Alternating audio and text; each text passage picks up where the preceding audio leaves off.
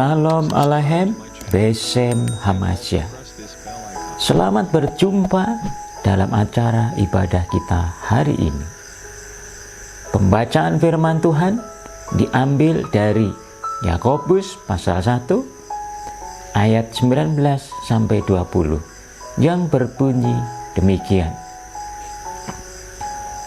Hai saudara-saudara yang kukasihi, ingatlah hal ini. Setiap orang hendaklah cepat untuk mendengar, tetapi lambat untuk berkata-kata, dan juga lambat untuk marah.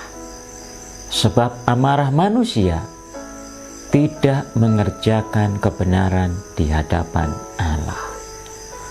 Mari kita akan berdoa sebelum lebih lanjut merenungkan firman Tuhan. Bapa di dalam surga, pada saat ini kami akan merenungkan kebenaran firman-Mu. Mari Roh Kudus, Engkau menolong kami untuk membuat kami boleh mengerti firman Tuhan, dan terlebih lagi kami dapat melakukannya di dalam seluruh kehidupan kami. Terpujilah nama-Mu ya Tuhan. Dalam nama Tuhan Yesus Kristus kami sudah berdoa, siap menyambut firman-Mu. Haleluya, amin. Berdasarkan pembacaan firman Tuhan tadi, maka saya memberi judul renungan ini, Kendalikan Amarah Anda. Bahaya. Mengapa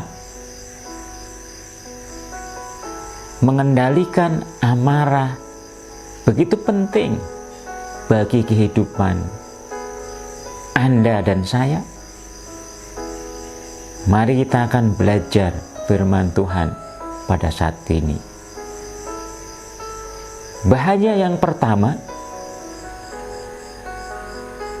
amarah dapat menyebabkan tragedi kehidupan manusia.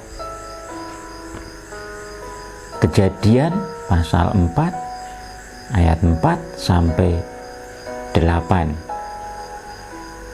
berbunyi demikian. Habil juga mempersembahkan korban persembahan dari anak sulung kambing dombanya, yakni lemak-lemaknya. Maka Tuhan mengindahkan Habil dan korban persembahannya itu. Tetapi Kain dan korban persembahannya tidak diindahkannya. Lalu hati Kain menjadi sangat panas dan mukanya muram. Firman Tuhan kepada Kain, "Mengapa hatimu panas dan mukamu muram? Apakah mukamu tidak akan berseri jika engkau berbuat baik? Tetapi jika engkau tidak berbuat baik, dosa sudah mengintip di depan pintu. Ia sangat menggoda engkau, tetapi engkau harus berkuasa atasnya." Kata Kain kepada Habil adiknya, "Marilah kita pergi ke padang." Ketika mereka ada di padang, tiba-tiba Kain memukul Habil adiknya itu, lalu membunuh dia. Saudaraku yang dikasihi Tuhan Yesus Kristus, inilah peristiwa yang menjadi tragedi bagi kehidupan manusia. Oleh karena kemarahan Kain yang persembahannya tidak diindahkan oleh Tuhan, maka dia telah menjadi marah kepada adiknya, yaitu Habil, yang persembahannya dan hidupnya diperkenan oleh Tuhan.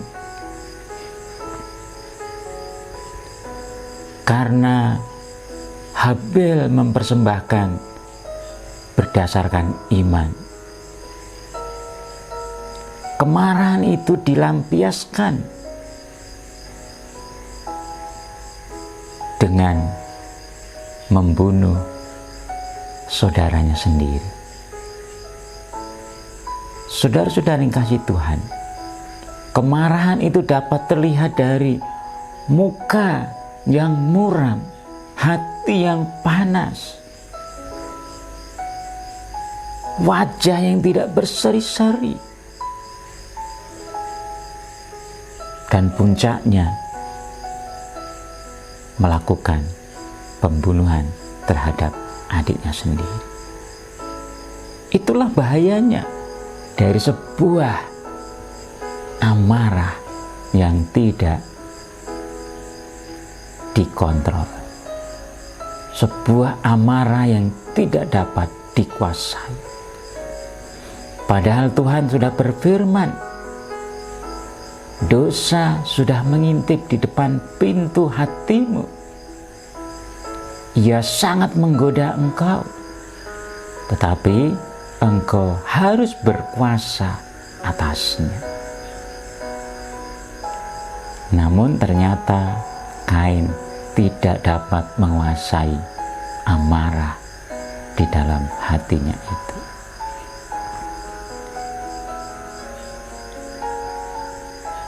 Yang kedua, bahaya dari kemarahan atau amarah yang tidak dikontrol dapat menyebabkan kehilangan hak untuk menikmati berkat pada masa depan. Bilangan pasal 20 ayat 9 sampai 12 mengatakan demikian. Lalu Musa mengambil tongkat itu dari hadapan Tuhan seperti yang diperintahkannya kepadanya.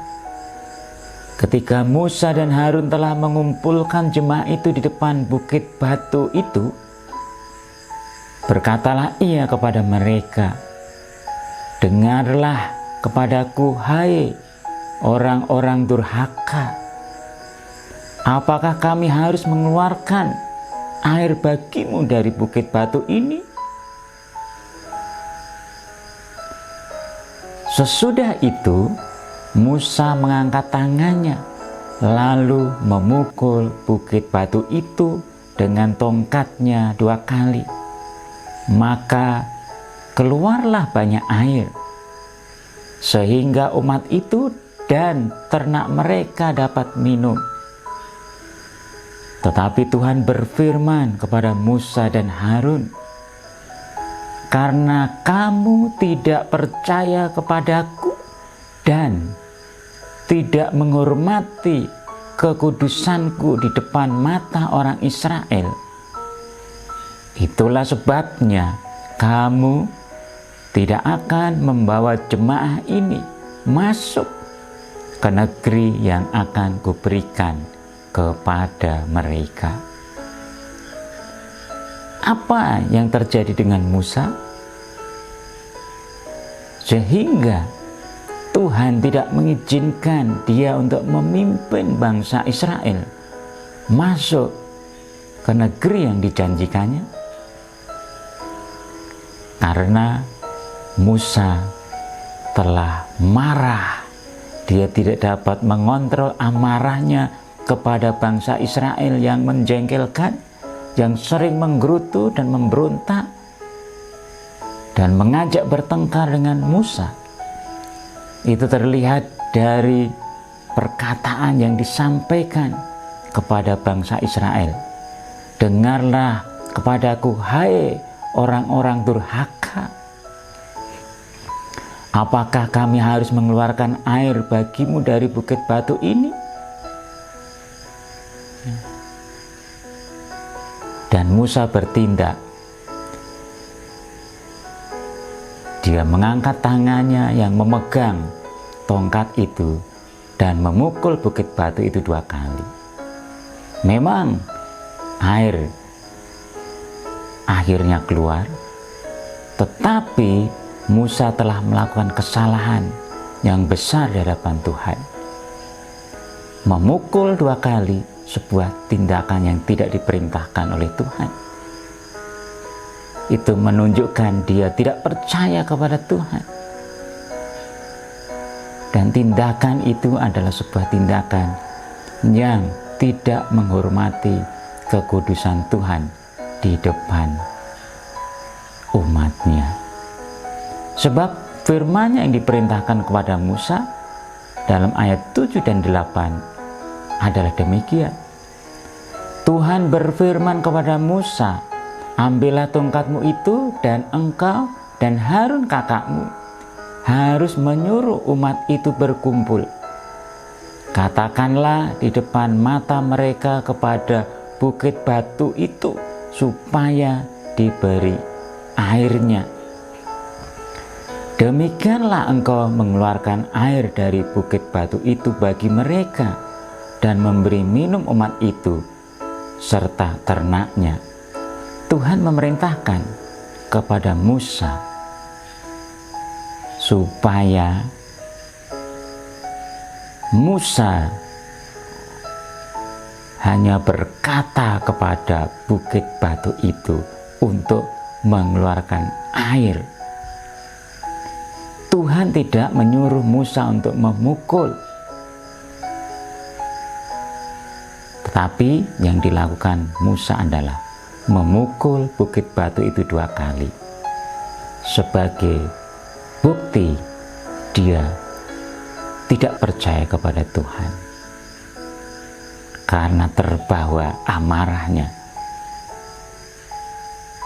kepada bangsa Israel. Dan tindakan itu melanggar kekudusan Tuhan sehingga menyebabkan dia tidak dapat menikmati berkat untuk memimpin bangsa Israel masuk ke negeri masa depan yang dijanjikan oleh Tuhan itu. Itulah dosa Musa karena amarah tidak terkendali. Yang ketiga, bahaya amarah yang tidak terkendali. Telah dikatakan dalam Yakobus pasal 1 ayat yang ke-20. Sebab amarah manusia tidak mengerjakan kebenaran di hadapan Allah. Tuhan Yesus memang pernah marah ketika menyucikan bait Allah, karena tempat itu telah beralih fungsi menjadi sarang penyamun. Ditulis dalam Injil Matius pasal 21 ayat 12 sampai 13.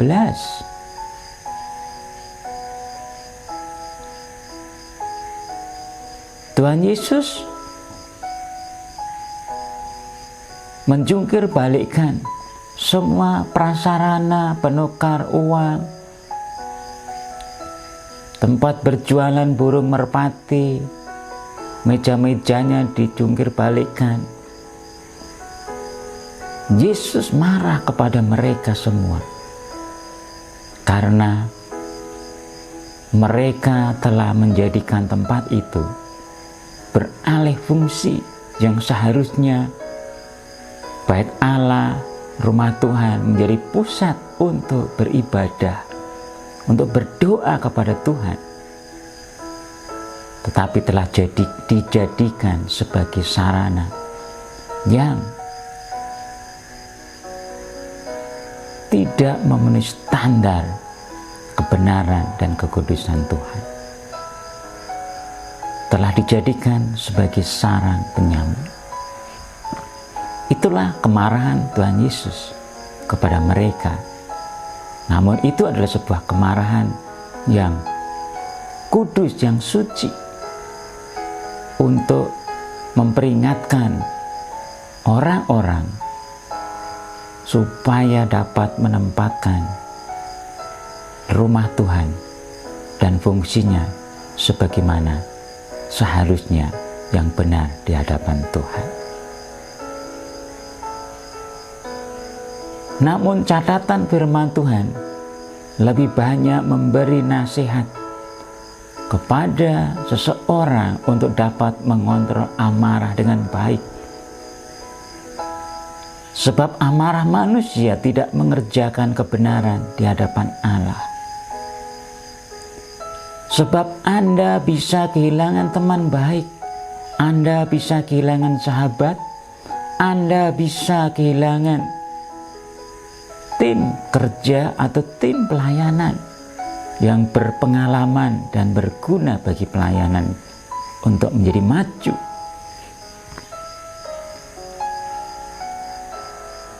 Orang bisa menjadi marah, ada banyak sebab. Kadangkala amarah manusia dapat meledak oleh karena sesungguhnya mengasihaninya diri sendiri. Tetapi ada satu bahaya yang serius yang diperingatkan oleh firman Tuhan, yaitu dalam Efesus pasal 4 ayat 26 sampai 27. Yaitu amarah yang tidak terkontrol bisa menjadi sarana bagi iblis untuk merusak kehidupan Anda yang seharusnya dapat menikmati kehidupan yang indah, yang damai, yang sejahtera, yang penuh sukacita, bisa menjadi rusak dan tidak dapat menikmati berkat-Nya oleh karena Anda tidak dapat mengontrol amarah. Itu sebabnya diperintahkan supaya apabila engkau menjadi marah, jangan biarkan sampai matahari terbenam, melainkan semua persoalan yang menyebabkan amarah itu harus diselesaikan secepat mungkin. Sehingga dengan demikian Anda tidak akan terjerat di dalam dosa. Sebab amarah yang menimbulkan dosa mengakibatkan hal yang serius, yaitu iblis dapat menggunakannya untuk merusak kehidupan rohani Anda, kehidupan yang seharusnya dapat menikmati berkat Tuhan, kehidupan yang seharusnya berjalan dengan indah dan penuh sukacita. Oleh sebab itu, mari seperti yang diperintahkan oleh firman Tuhan. Hai saudara-saudara yang kukasihi, ingatlah hal ini. Setiap orang hendaklah cepat untuk mendengar, tetapi lambat untuk berkata-kata, dan juga lambat untuk marah. Sebab amarah manusia tidak mengerjakan kebenaran di hadapan Allah. Sampai jumpa dalam renungan selanjutnya. Kiranya Tuhan Yesus senantiasa memberkati kehidupan saudara dan saya. Haleluya. Amin.